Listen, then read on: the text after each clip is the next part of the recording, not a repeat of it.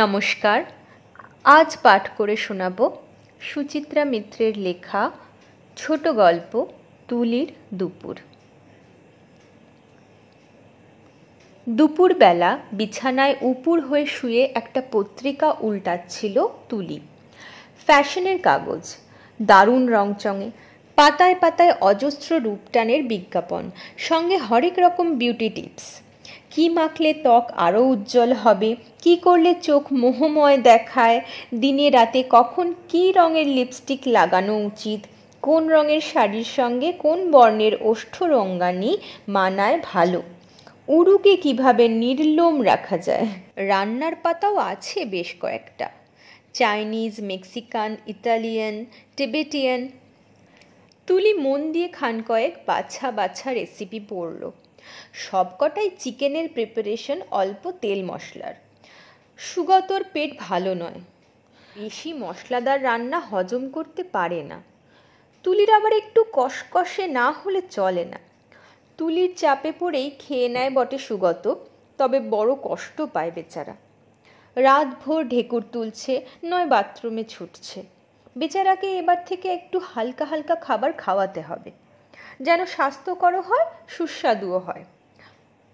দুপুরে এই সময়টা তুলির অখণ্ড অবসর। দুজনের তো সংসার, কাজ কত আর থাকে। সুন্দর ফ্ল্যাটটাকে আরও একটু সুন্দর করে সাজিয়ে গুছিয়ে রাখা, শৌখিন জিনিসগুলোর একটু আধটু স্থান বদল, হয়তো ফুলদানিটাকে ফ্রিজের মাথা থেকে এনে শোকেসের ওপর রাখলো, অ্যারেকা পামের টবটা দরজার পাশ থেকে সরিয়ে জানলার ধারে, আর টুকটাক রান্নাবান্না, শাড়ি শার্ট ইস্ত্রি করা, ব্যাস। কাজের লোক সে ভালোই পেয়েছে, আর কোনো গৃহকর্মে তুলিকে প্রায় হাতই লাগাতে হয় না। সুতরাং দুপুরে খাওয়া দাওয়ার পর থেকে গড়াও, টিভি দেখো, ম্যাগাজিন পড়ো, একে তাকে ফোন করে গল্প করো মনের সুখে, যাকে বলে আয়েশই আয়েশ। একাধ দিন অবশ্য বেরিয়ে পড়ে তুলি, হয়তো ইলেকট্রিক বিল বা টেলিফোনের বিল দিতে গেল, কিংবা টুকটাক শপিং। কখনো কখনো বাপের বাড়িও ঘুরে আসে তুলি, অথবা হানা দেয় কোনো বন্ধুর সংসারে। মহুয়া আর সংঘমিত্রার সঙ্গে এখনও নিয়মিত যোগাযোগ আছে, দেখা হলেই শুরু হয়ে যায় হিহি হাহা। সবে 2 বছর বিয়ে হয়েছে, এখনও বাচ্চা কাচ্চা নেই, অতএব দায় দায়িত্বও নেই। তুলির এখনও নির্ভার পাখির জীবন। মাঝে মাঝে দুপুরবেলা ভারী মজার খেলাও খেলে তুলি। পুট করে ফোন করে সুগতকে। সুগত বেজায় ব্যস্ত মানুষ, কাজকর্মের মাঝে হঠাৎ বউয়ের ফোন পেলে সুগত খুশি হয়। 2-4 মিনিট সুন্দর নরম সুরে কথা বলে সুগত। এই কি করছিলে এখন? মন খারাপ লাগছে? আমার জন্যে? জানলা দিয়ে কামিনী গাছটার দিকে তাকিয়ে থাকো, মন ভালো হয়ে যাবে। এরকম 2-4টে কথা বলার পর সুগত আস্তে আস্তে অধৈর্য হয়ে পড়ে। চাপা স্বরে বলে, এই চেম্বারে লোক এসেছে, পরে কথা হবে। তখনই তুলির মাথায় চাড়া দেয় দুষ্টুমিটা। কিছুতেই টেলিফোন ছাড়ে না তুলি। অজস্র রকম হাবিজাবি গল্প শুরু করে দেয় স্বামীর সঙ্গে। পাশের ফ্ল্যাটে কি নিয়ে হঠাৎ ঝগড়া বেঁধেছিল দিব্যেন্দু নন্দিতার। পরীক্ষা খারাপ হয়েছে বলে নিচের তলার সুভদ্রা কেমন পেটাচ্ছিল ছেলেকে। বাসনলির কাছ থেকে দরাদরি করে কত সস্তায় একটা গুজরাটি বেড কভার কিনে ফেলেছে তুলি। এইসব শুনতে শুনতে ছটফট করে সুগত, প্রায় মিনতি জুড়ে দেয়। ফোনটা এবার রাখো প্লিজ, এজিএম 2 বার এসে চেম্বারে উঁকি দিয়ে গেল। সুগতর মনটা দারুণ কোমল, কিছুতেই তবু নিজে থেকে ফোন ছেড়ে দিতে পারে না। কল্পনায় স্বামীর ইঁদুরের কলে পড়া মুখটা দেখতে দেখতে রিসিভারের এ প্রান্তে হেসে লুটোপুটি খায় তুলি। এ সময়টায় সে স্বামীকে অবলীলায় ইচ্ছে মতো চাপ দিতে পারে।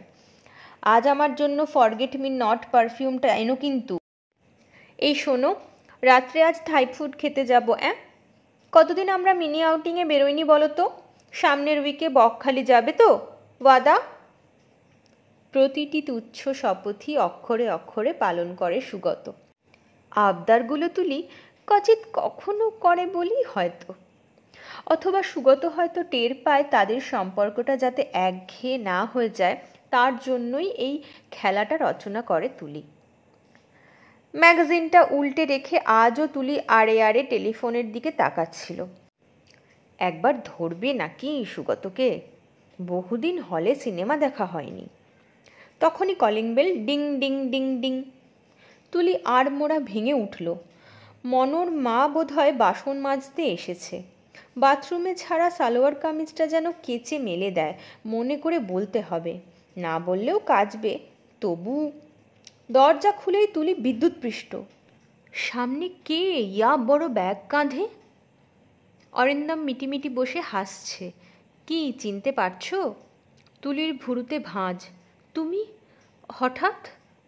তোমার কাছে কি চিঠি লিখে ফোন করে আসতে হবে তুলি? হঠাৎ আমার কাছে আসার অর্থ? এত কৈফিয়ত দিতে হবে, নইলে তুমি আমায় ঢুকতে দেবে না? তুলি ঈষৎ অপ্রস্তুত বোধ করলো এবার।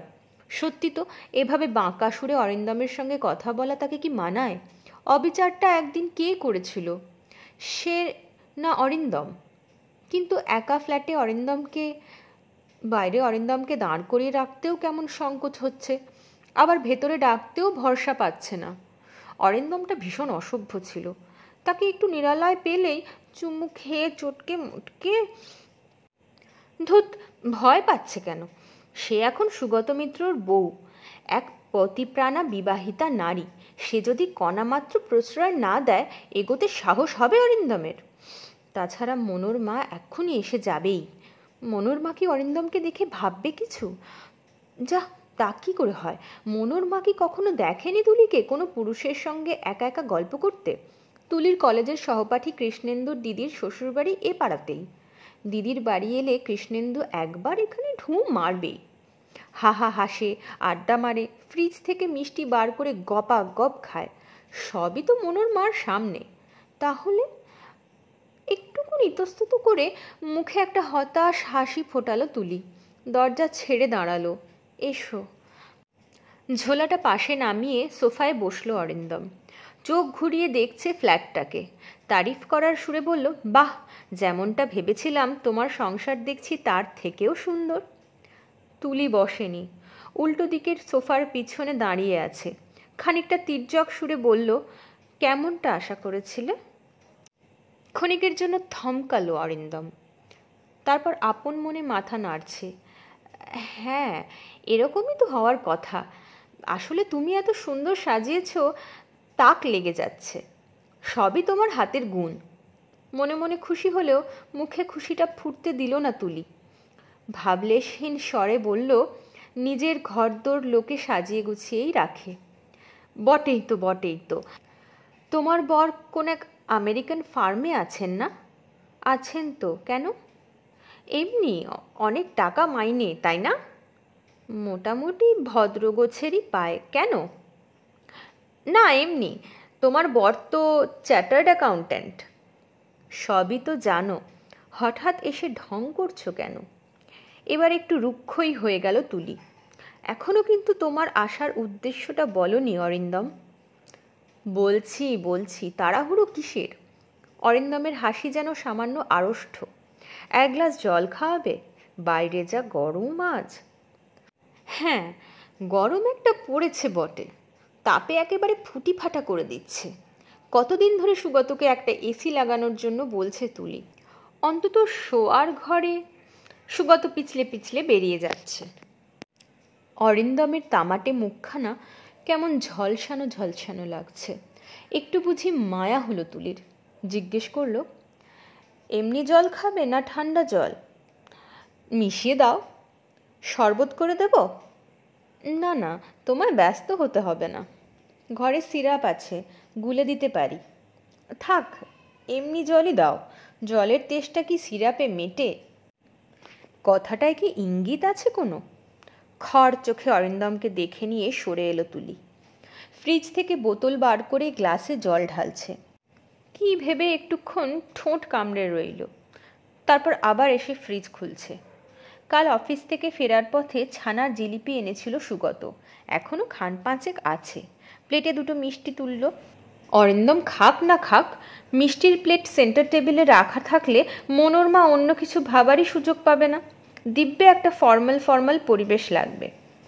অরিন্দমের সামনে প্লেট গ্লাস রাখতে রাখতে চোখের কোণ দিয়ে আরেকবার অরিন্দমকে জরিপ করে নিল তুলি। 2.5 বছরে অরিন্দম বেশ রোগা হয়ে গেছে। আগে সর্বক্ষণ দিব্যি একটা ঝলমলে ভাব থাকতো অরিন্দমের মধ্যে, সেটা আর নেই। দৃষ্টিটাও ভালো নয়। সোজাসুজি তাকাচ্ছে না, আড়ে আড়ে দেখছে। না, অরিন্দমের সঙ্গে একটা মোকাবিলা দরকার এখনই, মনোর মা আসার আগেই। তুলি ফস করে বলল, আমি বুঝতে পারছি তুমি কেন এসেছো। যেন সামান্য চমকাল অরিন্দম। কেন? আমায় ভয় দেখাতে? আমার সুখী জীবনটাকে ডিস্টার্ব করতে? না তুলি, না, বিশ্বাস করো। অরিন্দমের স্বর কাতর। আমি তোমায় বিশ্বাস করি না। চাপা গলায় হিস হিস করে উঠল তুলি। তুমি আমায় ঠকিয়েছিলে। আমি তোমাকে ঠকিয়েছি? নয়তো কি? টানা 3 বছর ধরে আমার সঙ্গে ঘুরেও বিয়ের কথা শুনে তুমি আঁতকে আঁতকে উঠতে। চাকরি করার কথা বললে হেসে উড়িয়ে দিতে। তার জন্য যা শাস্তি প্রাপ্য তা তো আমায় দিয়েইছ। হুম, শাস্তি। আর তুমি আমায় কি দিয়েছ? কষ্ট দাওনি? এখন তো তোমার কোনো কষ্ট নেই, তুমি নিশ্চয়ই সুখী। অফকোর্স সুখী। তুলি ধপ করে সোফায় বসে পড়ল উল্টো দিকের, অরিন্দমের সঙ্গে অনেকখানি তফাত রেখে। পিছনে হেলান দিল, দুহাত ছড়িয়ে দিয়েছে সোফার কাঁধে। কেটে কেটে বলল, শুনে হিংসে হচ্ছে না? অরিন্দম এক চুমুকে জল শেষ করে ফেলেছে। মিষ্টির প্লেট টানতে গিয়েও রেখে দিল। ম্লান মুখে বলল, তোমায় আমি কোন যোগ্যতায় হিংসে করব তুলি? সত্যি তো, তোমায় আমি এমন একটা জীবন দিতে পারতাম না। দেওয়ার কোনো চার ছিল তোমার? কথাটা বলে ফেলেই তুলি একটু লজ্জা পেল। সে কি একটু বেশি আক্রমণাত্মক হয়ে পড়ছে নাকি? সত্যি কি অরিন্দম তাকে প্রতারণা করেছিল? যখন তার বিয়ের সম্বন্ধ চলছে, অরিন্দম তার হাত ধরে বলেছিল, কোনো রকমে 1-1.5 বছর কাটিয়ে দাও তুলি, এর মধ্যে আমি ঠিক দাঁড়িয়ে যাব। কিন্তু তুলি কি করল? চার্টার্ড অ্যাকাউন্ট্যান্ট পাত্রের সঙ্গে আলাপ করে বিগলিত হয়ে যায়নি? ভাবেনি সুগতর সঙ্গে জীবন অনেক বেশি সুরক্ষিত হবে? মনের ভেতরে জমে থাকা অপরাধবোধই কি রূঢ় হতে প্ররোচিত করেছে তাকে? অরিন্দম কোনো অভিযোগ জানানোর আগেই সেটাকে নস্যাৎ করে দিতে চাইছে। দরজায় আবার ডিং ডং। এবার সত্যি সত্যি মনোর মা। একটু যেন স্থির হওয়ার সুযোগ পেল তুলি। মনোর মাকে ঘরোয়া কাজের নির্দেশ দিল কিছু। একটু উচ্চ গ্রামেই অরিন্দমকে চা খাওয়ার অনুরোধ জানালো। অরিন্দম আজ যেন ঔদার্যের অবতার হয়ে এসেছে। কিছুতেই যেন সে তুলিকে বিব্রত হতে দেবে না। জোরে জোরে ঘাড় নাড়াচ্ছে, খাবে না। তুলি ভুরু কুচকোলো। হঠাৎ চায়ে অরুচি? আগে তো কথায় কথায় চা খেতে, 50 কাপ হলেও না বলতে না। এখন আর খাই না। গত বছর জন্ডিস হলো, ডাক্তার দিনে 2-3 কাপের বেশি চা মানা করেছে। তুমি সেটা বাধ্য ছেলের মতো মেনে চলেছ? অভ্যেস হয়ে গেছে, চার তেমন ভালোও লাগে না। তার মানে তোমার পরিবর্তন হয়েছে। মানুষ তো বদলায়। অরিন্দম গলা নামালো। তুমি বদলাওনি? তুলির বুকে যেন হালকা একটা টোকা পড়ল। টুক করে ঘাড় ঘুরিয়ে একবার দেখে নিল রান্নাঘরের দিকে। না, মনোর মার কান এদিকে নেই। অ্যালুমিনিয়াম ফয়েল দিয়ে চেপে চেপে কড়ার কালি তুলছে। নিশ্চিন্ত হয়ে ফের অরিন্দমের দিকে ফিরল। যতদূর সম্ভব স্বাভাবিক স্বরে বলল, মিষ্টিগুলো খাচ্ছ না যে বড়? খাবো? খাওয়ার জন্যই তো দেওয়া। এক সময় তো মিষ্টির পোকা ছিলে, এখন ওটাও ত্যাগ করেছো নাকি? না। প্লেট টানলো অরিন্দম। চামচে করে কাটছে মিষ্টি, ছোট ছোট টুকরো করে মুখে পুড়ছে অতি সন্তর্পণে। শেষ করে সংকুচিতভাবে বলল, আমারই মিষ্টি আনা উচিত ছিল। কেন? প্রথম দিন তোমার বাড়ি এলাম, মনে হচ্ছে যেন আবার আসার ইচ্ছে আছে। এলে বিরক্ত হবে? তোমার কি মনে হয় আমার কি বিরক্ত হওয়া উচিত না অনুচিত? অরিন্দম জবাব দিল না। বোধহয় খুঁজে পেল না জবাবটা। ক্ষণকাল মর্মভেদী দৃষ্টিতে অরিন্দমকে নিরীক্ষণ করল তুলি। তারপর জিজ্ঞেস করল, তুমি আমার ফ্ল্যাটের ঠিকানা পেলে কোত্থেকে? অরিন্দমের ঠোঁটের কোণে পাতলা হাসির রেখা। তোমার অ্যাড্রেস পাওয়া কি খুব কঠিন তুলি? তুমি তো আর আন্ডারগ্রাউন্ডে নেই। ভুলে যেও না, আমাদের 2-1 কমন ফ্রেন্ড আছে। ভুল বলেনি অরিন্দম। তুলির সঙ্গে অরিন্দমের আলাপ তুলির গানের স্কুলের সূত্রে।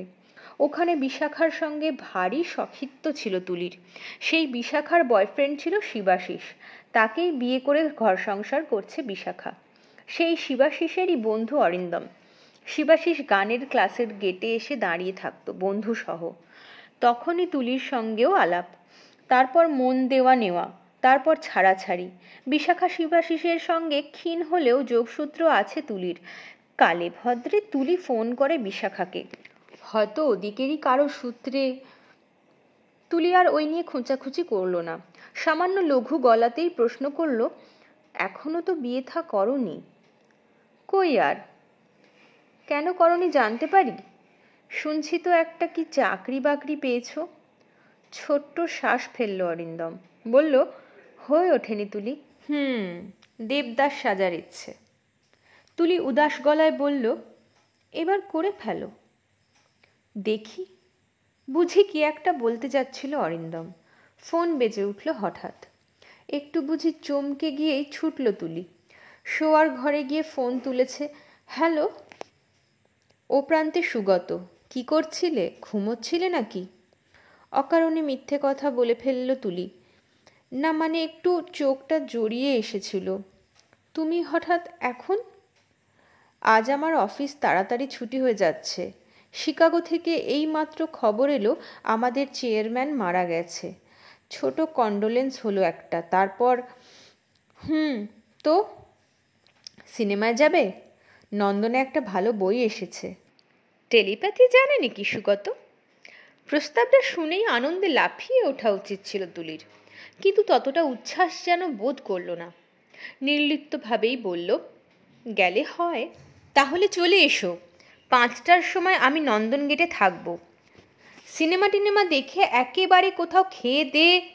আচ্ছা, রাখছি। পৌঁছে যেও কিন্তু ঠিক সময়। আমায় দাঁড় করিয়ে রেখো না।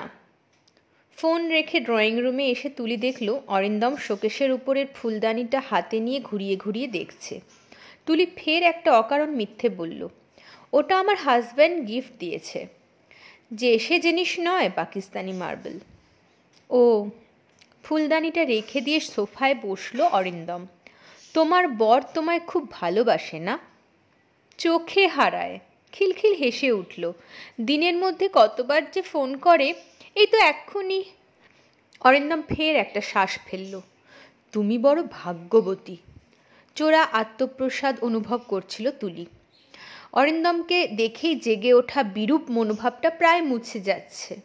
হঠাৎ দয়া হচ্ছিল অরিন্দমের ওপর। না, অরিন্দম এতদিন পর কোনো কুমতলবে আসেনি। হয়তো মন কেমন করছিল তুলির জন্য, তাই একবার তুলিকে চোখের দেখা দেখতে। অরিন্দমের ওপর আর একটু সদয় হলে ক্ষতি কি তুলির? আর নিজের পাওয়াটা তো সে বুঝেই নিয়েছে, সেখানে তো আর কিছু কম পড়বে না। স্মিত মুখে তুলি বলল, তুমি কেন এসেছো এখনো কিন্তু জানালে না অরিন্দম। অরিন্দম মাথা নিচু করে বসে একবার চোখ তুলছে, তুলির সঙ্গে চোখাচোখি হলেই আবার চোখ নামিয়ে নিচ্ছে। মনোর মা কাজ সেরে বেরিয়ে গেল। দরজা বন্ধ করে তুলি বসলো আবার। এবার মোড়া টেনে অরিন্দমের একটু কাছে। মিঠে গলায় বলল, লজ্জা পাচ্ছ কেন? বলেই ফেলো না সত্যি কথাটা। আমার কিন্তু সময় বেশি নেই। বর ফোন করেছিল, সিনেমার টিকিট কেটে রেখেছে, বেরোতে হবে। বলবো? বলো, আমি কিচ্ছু মনে করব না। তুলি মনে মনে বলল, তোমার মনটাও হালকা হবে অরিন্দম। বিয়ের পর আমার মনেও অনেক দিন পাথর চাপা ছিল, কষ্টটা আমিও বুঝি। অরিন্দম গলা ঝাড়ল। তাহলে বলেই ফেলি, আমি আর আমার এক বান্ধবী দুজনে মিলে ব্যবসা শুরু করছি। বান্ধবী? তুলির চোখ সরু। হ্যাঁ, বান্ধবী। মানে এখনো মালবিকাই আমায় বলল চাকরি করে কত আর উপায় হবে, এসো আমরা দুজনে মিলে ব্যবসা করি। অজান্তেই তুলির মুখ বেঁকে গেছে। খুব দরদি বন্ধু তো। মালবিকা আর আমি ব্যবসাটা দাঁড় করানোর জন্য খুব লড়াই করছি। বাহ বাহ। তা ব্যবসাটা কিসের তোমাদের? কয়েকটা কোম্পানির এজেন্সি নিয়েছি। দুজনেই ঘুরে ঘুরে নানা রকম হাউসহোল্ড গুডস বেচছি। কড়াই, হাতা, কাটলারি, পোর্টেবল ইস্ত্রি সবই খুব শৌখিন আইটেম। চমৎকার দেখতে। দেখবে, মালবিকা বলে, যেখানে তোমার যত পরিচিতি আছে তাকে এক্সপ্লোর করো, কিছু না কিছু কেনাও, তাহলে দেখবে সেলসম্যানশিপটা সড়গড় হয়ে যাবে। কাল বিশাখার বাড়ি গিয়েছিলাম, শিবু তোমার অ্যাড্রেসটা দিল। কথা বলতে বলতে ঢাউস ব্যাগটার চেন খুলে ফেলেছে অরিন্দম। একের পর এক জিনিস বার করে চলেছে ঝোলা থেকে। জিনিস না সংসার? নিজস্ব সংসারটাকে সেন্টার টেবিলে বিছিয়ে ফেলল। একটার পর একটা জিনিসের গুণাগুণ বোঝাচ্ছে। মুহূর্তের জন্য ব্রহ্মতালু জ্বলে গিয়েছিল তুলির। পর মুহূর্তেই এক দুকুলপ্লাবী কান্না আছড়ে পড়েছে বুকে। তাকে দেখতে আসেনি অরিন্দম, তার সুখে অরিন্দমের এতটুকু জ্বলুনি নেই। তুলি তাকে একদিন বিশ্রীভাবে ফিরিয়ে দিয়েছিল, সে অপমানও ধুলো ঝাড়ার মতো ঝেড়ে ফেলেছে। উল্টে অরিন্দম প্রদর্শন করতে এসেছে নিজেকে। ওই মালবিকাকেই কি বিয়ে করবে অরিন্দম? মালবিকাকেই এখন চুমু খায়? মালবিকাকে পেয়ে অরিন্দম তুলির বিরহ ভুলে গেল? উফ, পুরুষ মানুষ জাতটা কি বেইমান! কেন এখনো উঠে যাচ্ছে না অরিন্দম? কেন এখনো বেরিয়ে যায় না তুলির ফ্ল্যাট ছেড়ে? ঘাড় ধরে বার করে দিতে হবে। সুখী ভাগ্যবতী তুলির দুপুরটা হঠাৎ তেতো হয়ে গেল। এতক্ষণ শুনছিলেন সুচিত্রা ভট্টাচার্যের লেখা ছোট গল্প তুলির দুপুর। গল্প পাঠে ছিলাম আমি, অদিতি সরকার। আজকের গল্পটি যদি আপনাদের ভালো লেগে থাকে তাহলে অবশ্যই লাইক করবেন, কমেন্ট করবেন, আপনার গল্পপ্রেমী বন্ধুর সাথে শেয়ার করুন ভিডিওটি, এবং চ্যানেলে যদি নতুন এসে থাকেন তাহলে অবশ্যই সাবস্ক্রাইব করবেন। আজকে এই পর্যন্তই, দেখা হচ্ছে পরবর্তী গল্পে।